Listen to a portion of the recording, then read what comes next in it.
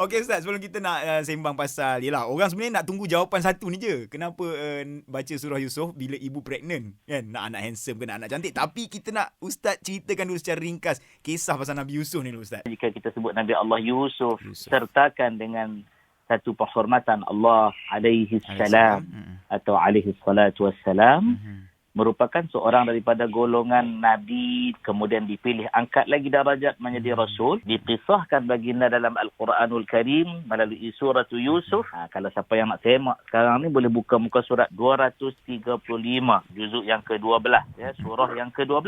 Yep. Nak ingat surah Yusuf ni mudah sebab adik-beradik dia 12 orang. Jadi surah pun surah nombor 12. Okey, baik. Itu satu formula mudah ingat. Okay. Dalam surah Yusuf ini jelas cerita yang sangat-sangat jelas. Nabi Allah Yusuf alaihi salatu wassalam ini banyak sumber. Tetapi kuat mengatakan dia anak ke-11 walaupun ada mengatakan putera ke-7, ya, sebab Nabi Allah Yaqub alaihi salatu wassalam dia berkahwin dengan beberapa isteri. Itu nak bagi tahu, ya. Kemudian Nabi Allah Yusuf alaihi salatu wassalam ini ada 12 adik-beradik laki-laki, tetapi 10 daripada dia ibu yang lain, dan dia bersama dengan Bunyamin atau disebut Benjamin juga. Benjamin, satu bapa, satu ibu. Ibunya bernama Rahil alaihissalam. Nabi Allah Yusuf ni macam Awi sebut tadi, macam Anas sebut tadi, memang handsome, segak, tampan. Memang dimanja oleh ayahnya, ya. Sebab apa? Kena tahu sebab bukan suka-suka kerana ibu dia wafat ketika baginda baru berumur 12 tahun. Tentunya Bunyamin lagi kecil daripada tu. Dua orang ni ayah dia bagi perhatian lebih. Jadi kasih sayang tu, ni na'udzubillahi min zalik. Ini kita minta Allah Ta'ala cabut daripada diri kita perangai yang tak elok ni. Apa dia? Dah sayang sangat-sangat 10 adik-beradik ini, rasa iri hati. Janganlah oleh kerana bos terlalu sayangkan mawi dengan anak seorang lain iri hati. Ini contohnya janganlah. Apabila dah jadi macam tu, sampailah satu peringkat iblis menghasut yang 10 ni, bunuh Yusuf alaihi salatu wassalam. Kalau tidak ayah tak ambil perhatian kat kita langsung. Maka ada seorang anak keempat, dikatakan anak keempat ya dalam sirah, dalam kajian kita, nama dia Yahuda. Inilah dinisbahkan ajaran Yahudi ni. Okey, dia paling pintar di kalangan yang 10 tu. Tapi tak boleh lawan kepintaran Nabi Allah Yusuf lah.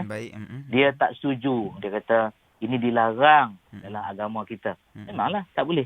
Nabi dilarang. Pembunuhan ni daripada awal manusia ni diciptakan Allah sampai kiamat, haram.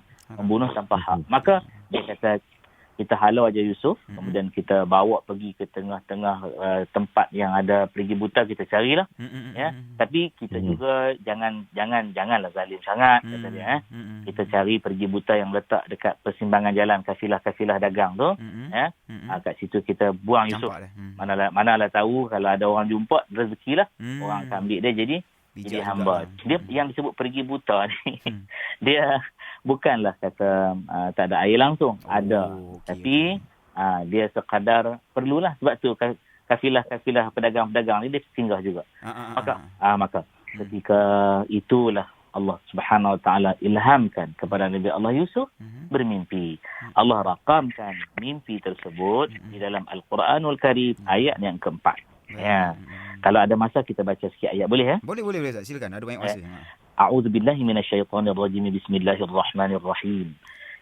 إذ قال يوسف لأبيه يا أبت إني رأيت 11 كوكبا والشمس والقمر إني رأيت 11 كوكبا والشمس والقمر رأيتهم لي ساجدين. Dia kata, apa Allah kata? Dan ingatlah apabila telah berkata Yusuf kepada ayahnya di abihi, Nabi Allah Yaqub alaihissalam, ya abat, wahai abah, wahai ayahku, sungguh-sungguh aku telah melihat 11 biji bintang. Ini dalam tafsir juga disebut sebagai planet, planet kaukaban ini planet, memang bintang pun, ya. Wasyamsa, dan matahari, wal qamara, dan bulan. Mereka semua tu telah melihat aku dalam keadaan mereka Sujud tunduk bagi hormat. Subhanallah, subhanallah. Kemudian bapak dia kata, rasa meremang lah bulu remah. Nabi Allah Yaqub kata pada ayat kelima, ya bunayya, qala ya bunayya, wahai anak kesayangan aku, jangan kau cerita mimpi kau ni, la taqsus ru'yaka ala ikhwatik. Jangan, aku khawatir, kata Nabi Allah Yaqub, mereka akan menjalankan sesuatu rancangan jahat kepadamu. Nabi Allah Yaqub pesan apa? Sesungguh-sungguhnya syaitan adalah musuh yang nyata bagi manusia. Demikianlah caranya Tuhanmu, wahai Yusuf, memilih engkau, wahai Yusuf, dan akan mengajarkan tafsir, ta'bir, rahasia mimpi kepada engkau, dan akan menyempurnakan nikmat-Nya kepada engkau dan kepada keluarga Yaqub, seperti mana dia, yakni Allah, telah menyempurnakan kepada datuk nenekmu sebelumnya. Siapa dia? Ibrahim, Ishaq alaihi wassalam. Sesungguh-sungguhnya, kata Allah Subhanahu wa taala, Tuhanmu maha mengetahui lagi maha pintar. Inna rabbaka alimun hakim, ayat ke-6. Ini lengkap cerita dalam Quran. Alhamdulillah. Maka antara kelebihan Nabi Allah Yusuf, Anas dan juga Mawi, dan 16 juta pendengar. InsyaAllah. Cukup dahsyat untuk kita menafsirkan mimpi. Ini cukup dahsyat. Cukup dahsyat. Okay. Itulah ceritanya Nabi Allah Yusuf secara mukadimahnya. Okey. Baik. Lepas ni kita nak sambung cerita, Ustaz. Mana kenapa Nabi Yusuf berdoa supaya dia dipenjarakan tu. Kenapa?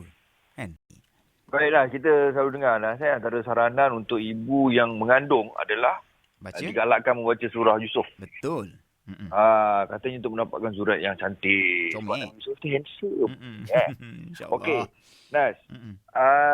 Satu lagi cerita mana Nabi Yusuf ni pernah dipenjarakan. Betul.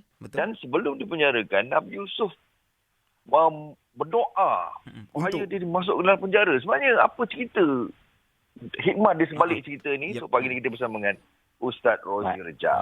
Itu dia Ustaz. Kenapa Ustaz? Mana ada orang doa untuk masuk penjara Ustaz? Apabila Nabi Allah Yusuf dah dibuang tadi oleh 10 orang saudara lelaki dia, dah ada dapatlah satu rahmat Allah, ada satu rombongan pedagang jumpa telaga tersebut, nak ambil air, mudah-mudahan adalah air. Bila dihulurkan baldi, terkejutlah yang ada takungan air itu ada kanak-kanak kecil. Dia orang pun bawa lah keluar dia, angkat dia keluar. Kemudian dia orang lihat budak ni segak betul lah, handsome betul lah, touch up. Jom kita bawa dia ke Mesir. Inilah dia. Mungkin kita boleh ambil manfaat. Dia jual lah berapa dirham pun. Kemudian dibawa ke sana. Maka dibelilah oleh seorang bangsawan Mesir yang merupakan juga seorang menteri waktu kerajaan Firaun pada waktu itu. Namanya banyak macam-macam lah. Antaranya digelar Futhifar. Futhifar ni kita sebut terus dalam Quran dia mula. Quran sebut gelaran dia Al-Aziz. Pemerintah lah. Ya. Bahkan dia juga dipercayai merupakan ketua polis Mesir pada waktu itu. Dia pun berkhidmatlah sebagai hamba di sana sampailah dia besar. Bila dia besar kan, Futhifar ni ada satu orang isteri. Dikatakan juga namanya di dalam sejarah, cari-cari jumpa nama Zulaikha. Zulaikha ni dia tengok Yusuf ni, dia kata handsome budak ni. Iblis datang lagi ganggu. Ketika satu hari Al-Aziz ni keluar, isteri Futhifar yang dikatakan nama Zulaikha ni, dia pun mengumpan Nabi Allah Yusuf, dia goda sebagainya ya. Akhirnya sampai peringkat terdesak sungguh nafsunya, dia perangkapkan Yusuf ni masuk dalam bilik dan tawarkan dirinya. Nabi Allah Yusuf ya, ini kena ingat orang lelaki semua yang dengar 16 juta ni dan wanita pun kena dengar. Nabi Allah Yusuf tolak. Dia kata tak boleh, wahai ibu angkat aku, berdosa ya. Ini salah dalam agama, Tuhanku murka. Maka Zulaikha pun marah, buat marah tu. Dia kata ini kurang hajar betul seorang hamba terhadap Tuhan ya. Bila jadi macam tu dia kejar Yusuf, kejar Yusuf, dia tarik baju daripada belakang. Keadaan yang sama dia tarik baju, Allah takdirkan Al-Aziz ataupun Futhifar ni dia buka pintu. Allahu Akbar. Meloponglah mereka semua pada waktu itu tergamam. Maka ketika itulah macam-macam cerita keluar. Ada cerita kata Yusuf yang kejar Zulaikha, ada yang kata Zulaikha yang kejar Yusuf. Di situlah ada satu kisah dalam Al-Quranul Karim, surah Yusuf juga jelas diceritakan di situ bahawa kalaulah baju Nabi Allah Yusuf itu koyak, disebut dalam ayat yang ke-25. Ya. Kalaulah koyak dari min duburin, daripada belakang. wa alfaina sayyidaha ladal bab. Waktu tu dah koyak tu, sampailah suami perempuan tu dekat pintu. Dia kata, apalah balasan pada orang yang buat macam ni daripada isteri kau ni, melainkan di penjara atau dibagi seksa yang cukup pedih. Kemudian diceritakan, ringkas lagi ya. Lihat Nabi Allah Yusuf tu koyak baju dia. Macam mana nak buat? Antara riwayat mengatakan terdengarlah suara daripada buaian. Itu satu cerita yang lain. Okay. Maka berbunyi pandangannya, ada juga yang kata daripada pembantu-pembantu mereka. Apa dia? Kalau baju Yusuf koyak di hadapan, benarlah Zulaikha dan dustalah Yusuf. Tapi kalau baju Yusuf koyak daripada belakang, Yusuf lari daripada membuat maksiat, benarlah Yusuf dan dustalah kan Zulaikha, isteri Al-Aziz ataupun Farni. Baik, soalan Mawi tadi tu ya. Soalan Mawi tadi tu. Maka Nabi Allah Yusuf alaihi salatu wasalam pun berkata, ini yang kata, mana ada orang minta untuk masuk dalam penjara. Ya. Lagi Nabi Allah Yusuf tu digoda lagi. Apabila berkatalah isteri-isteri para menteri, dia pun ada kelab-kelab juga pada waktu tu. Panggil semua isteri, datang. Engkau cakap aku ni gila-gila sangat Yusuf. Sekejap ya. Dia bagi satu pisau bagi setiap wanita tersebut. Kemudian dia bagi buah. Bagi buah. Kemudian dia orang pun sambil sembang sambil kupas buah. Waktu tengah-tengah kupas buah tu, dia orang pun panggil Yusuf keluar, tepuk tangan. Pak. Okey ya. Waqalat ikhruj alaihim. Keluarlah, dia pun keluar. Maka selepas mereka melihat, falamma ra'ainahu akbarnahu wa qata'na aydiyahun. Waktu mereka lihat tu, mereka terkejut. Ya Allah. Dia orang pada waktu tu memotong jari sendiri. Hiris lah. Mereka kata, wa qulna hasya lillah. Kami berkata, maha sempurnanya bagi Allah. Ma hadha bashara. Ini bukan manusia ni, ini bukan orang ni. Inna hadha illa malakun karim. Malaikatnya tu. Yang berkata ni malaikat yang mulia ni. Maka isteri Al-Aziz kata, tengoklah kalau korang pun sampai potong jari, bayangkan aku ni hari-hari tengok. So daripada situ kisah tu Ustaz, itu kan Nabi Yusuf AS minta dipenjarakan tu. Ayat ke-33. Qala rabbi sijnu ahabbu ilayya. Wahai Tuhanku, Nabi Allah SWT telah berkata, Rabbi, wahai Tuhanku, as-sijnu, penjara itu, ahabbu ilayya, lebih aku suka mimma yad'unani ilaih, daripada apa yang mereka mengajakku kepadanya.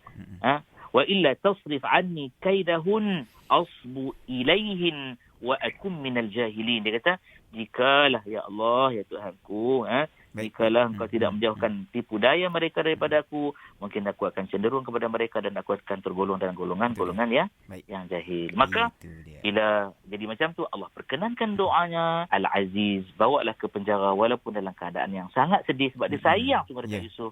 Maka itulah antara jawapan yang ditanyakan oleh Mawi tadi. Wallahu a'lam. Baik, lepas ni kita nak tahu pula Ustaz, kenapa kalau ibu mengandung disarankan untuk baca surah Yusuf? Semata-mata kerana ibu yang mengandung disarankan untuk mengamalkan surah Yusuf. Baca surah Yusuf. Benar. Untuk mendapatkan kecantikan. Wow, handsome. Yusuf tu handsome. Betul tak? Betul ke? Adakah semata-mata kerana nakkan anak itu cantik ataupun ada hikmah di sebalik ayat yang kita amalkan? Itulah Baik, kita pagi ni bersama Ustaz Rozi Rejama. Saya nak tahu soalan ni. Sebenarnya itu merupakan satu salah tanggap tujuan membaca surah Yusuf ketika mengandung.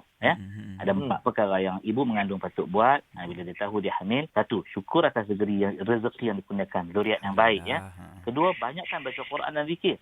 3, tinggalkan maksiat, termasuklah membawa balik rezeki atau makan rezeki yang haram. 4, banyakkan doa supaya Allah bagi zuriat yang baik, anak salih. Maka kenapa disarankan baca surah Yusuf? Bukan untuk cantik, segak, lawa. Untuk mengambil iktibar kisah itu agar bayi itu besok bila dia lahir, dia mengikuti jadi satu perangai yang baik daripada kisahnya Yusuf. Begitu juga Maryam alaihissalam. Itu sebenarnya. Itu yang kita nak sebenarnya. Jadi pengajaran yang banyak dalam kisah itu membawa pengaruh kepada bayi. Kalau mak tu asyik main game ke apa, itu anak lahir main game juga. Kalau anak tu dibacakan Quran surah Yusuf Maryam, maka kriteria baik dalam dua-dua surah ini Allah. akan mempengaruhi si anak. Begitulah juga keseluruhan Quran. Amin ya rabbal alamin. Sedap dengan penjelasan Ustaz. Baru kita faham. Ini kadang-kadang orang ni kan, kita boleh tengok Ustaz kan. Tiba-tiba dia, dia surah tu je dia pilih, surah lain dia nak baca. Ya, betul. Ingatlah kita beramal bukan nakkan ganjaran-ganjaran duniawi, tapi nakkan tujuan paling akhir ialah ganjaran redha Allah sebenarnya. Allahu akbar. Siapa yang Allah redha, hajat dia semua Allah kabul. Amin ya rabbal alamin. Amin ya rabbal alamin. Itu dia. InsyaAllah. Jelas. Okey, baik. Alright. Terima kasih banyak Terima kasih, Ustaz. untuk hari ini. Sama-sama kepada Anas dan Mawi dan Sama-sama, Zayan Ustaz. dan penerbit semua yang Allah mendengar 16 Akbar. juta, insya-Allah pagi ni saya nak seru semua Amin. sihat bersama dengan sihati. Allahumma Sihat amin. bersama sihati. Baik, Ustaz. Assalamualaikum. Waalaikumsalam warahmatullahi wabarakatuh. Allahu Akbar. Baik, selepas ni kita nak dengarkan Aura Zayan bersama dengan Dr. Mir Hazil. Ni tentang nak dapat sahabat-sahabat yang baik ni. Stay dengan kami. Semestinya di Zayan, Destinasi Muslim Contemporary. #Indah di Hati.